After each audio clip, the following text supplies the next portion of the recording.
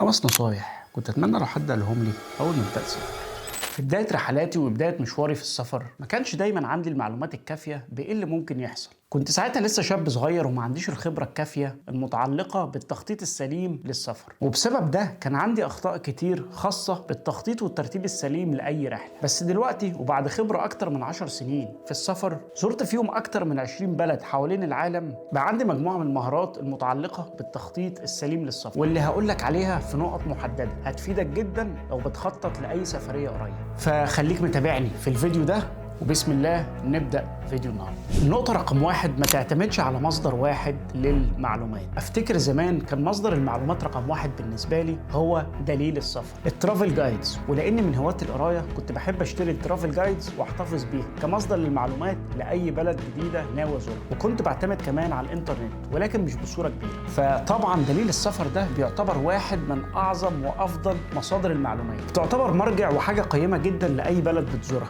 ولكن في زمن التكنولوجيا والسوشيال ميديا دلوقتي بقت مصادر المعلومات متعددة وكتيرة جدا، فحاول انك تزود مصادر المعلومات بتاعتك عن طريق انك تشوف بوستات معينة، ترافل فلوجز، وخبرات الناس اللي سافروا للبلد دي قبل، لان المصادر دي بتعتبر مبنية على خبرات ومواقف حقيقية. ولكن خلي بالك، اختار المصدر الموثوق منه واللي يقدم لك معلومات تكون فعلا حقيقية. النقطة رقم 2، حاول دايما انك تسافر ببطء. انا عارف ان الحاجة دي ممكن تكون صعبة على بعض الناس، تحديدا الناس اللي بتكون محددة بمواعيد معينة لاجازاتهم، ولكن نصيحتي ليك لو انت بتزور اي بلد فانت بتزورها لمرة واحدة او مرتين تقريبا، فحاول تستفيد اقصى استفادة من زيارتك، وما تستعجلش في انك تزور مدينة وراها مدينة تانية، لان معنى السفر الحقيقي هو مش بالكم ولكن هو بالخبرات اللي انت اكتسبتها في السفرية بتاعتك. فحاول دايما انك تقضي وقت على قد ما تقدر وانك تستكشف اي بلد بدون اي استعجال.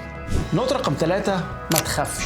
أنا عارف إن إحنا دايماً بيكون عندنا قلق من زيارة أي بلد جديدة، وده لأن إحنا مش عارفين إيه اللي ممكن نتوقعه وإيه اللي ممكن يحصل، ولازم طبعاً يكون عندنا حذر وإحنا مسافرين. ولكن نصيحتي ليك ما تخافش، لأن الخوف ده بيعتبر أكبر حاجز ممكن يمنعك إنك تتقدم، وده مبدأ في العموم سواء حتى وأنت مسافر أو في حياتك العادية. فحاول دايما يكون عندك الجرأة إنك تستكشف أي بلد جديدة بدون أي خوف، ويكون عندك الجرأة إنك تعرف أكتر عن تقاليد وثقافات البلد اللي أنت بتزورها. وافتكر دايما إن كل الناس بتغلط وإن الغلط مش عيب، المهم إنك تتعلم من الأخطاء اللي أنت بتعملها وأنت مسافر، وحاول ما تكررهاش في رحلتك اللي جاية. النقطة رقم 4، خليك خفيف. واحدة من أكبر الغلطات اللي بيقع فيها المسافرين في العموم هي تجهيز شنطة السفر. يكون عندك أسئلة كتير جدا، هتاخد إيه معاك؟ إيه اللي أنت هتحتاجه في البلد دي؟ يا ترى الجو بيكون عامل إزاي؟ يا ترى ساقعة برد؟ كل دي أسئلة تقدر تجاوب عليها بطريقة بسيطة جدا، إنك تبحث على الإنترنت. ولكن المهم من كل ده،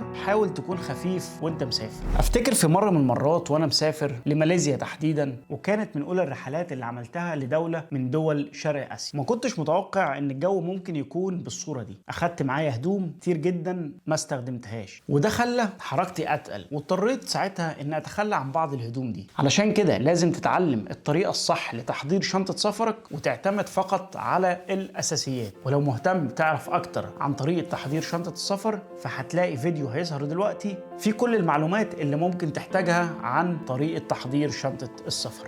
تليفونك دايما مشحون ومعاك، ودي النقطة رقم 5.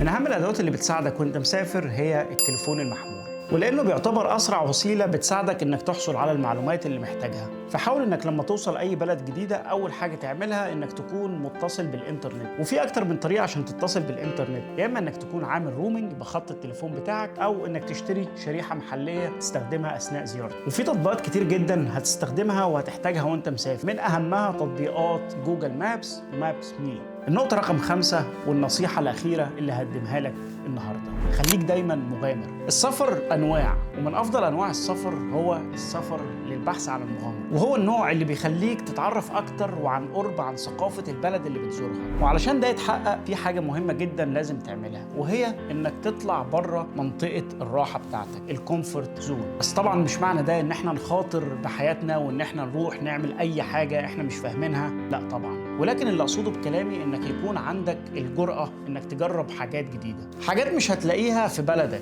يعني مثلا تروح تزور مزارع الشاي في سريلانكا، تعمل باراجلايدنج في لبنان، تطلع تدور على الحيتان، تعمل ويند سيرف، كايت سيرف، سكوبا دايفنج. العالم مليان مغامرات، في حاجات كتير جدا احنا بنضيعها واحنا قاعدين في مكاننا. وما تفوتش اي فرصة انك تعمل حاجة جديدة. في نهاية الفيديو اتمنى يكون اتجمع عندك مجموعة من الافكار واللي هتساعدك في تخطيطك لرحلتك اللي جاية. وما تنساش لو الفيديو عجبك اعمل منشن لصاحبك اللي مسافر قريب، واكتب لي بقى في التعليقات ايه اكتر حاجة بتهتم بتخطيط ليها وانت مسافر.